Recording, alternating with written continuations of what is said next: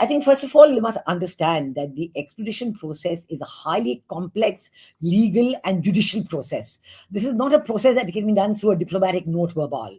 I mean, it is almost laughable the way the government of Bangladesh has sent a diplomatic note verbal and said, please extradite her back to India. And that's it. Because actually, first and foremost, there has to be the trial of the individual. If you've been charged with certain crimes, and I think Prime Minister Sheikh Hasina has been charged with murder, enforced disappearances, and all kinds of other crimes. But there has been no court case, there has been no evidence proved.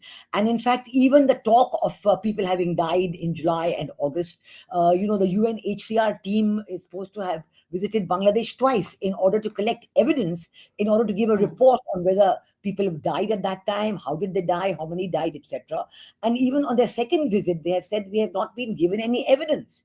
No state, no district authority or the state authority, nobody's giving them any evidence. So obviously this is a very preliminary kind of a situation, and allegations of murder have been bandied around, not only with Prime Minister Sheikh Hasina, but with a whole lot of journalists and a whole lot of Awami League leaders and others. So I think that even after there is a due process in Bangladesh and there is a decision by a legally appointed court, then it comes to India. India looks at it together with letters rogatory, and then there could be a legal judicial process in India as well, because the extradition treaty, after all, is between two governments. And then there was this very peculiar clause in that diplomatic note verbal, I understand, we talked about, we have a prisoners exchange agreement, so under this she can be sent back.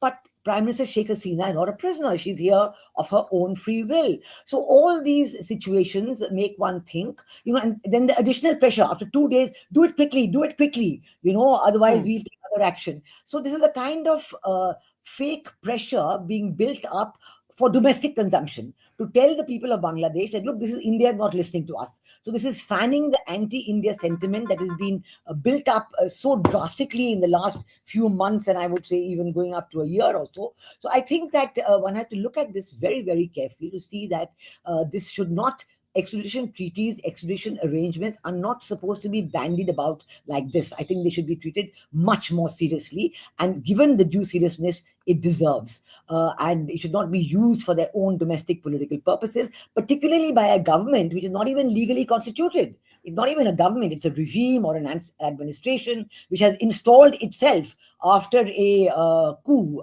against former Prime Minister Sheikh Hasina.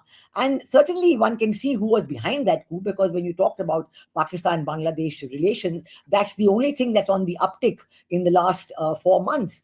Because certainly I think the visual you're showing of students, it was not a student uprising at all.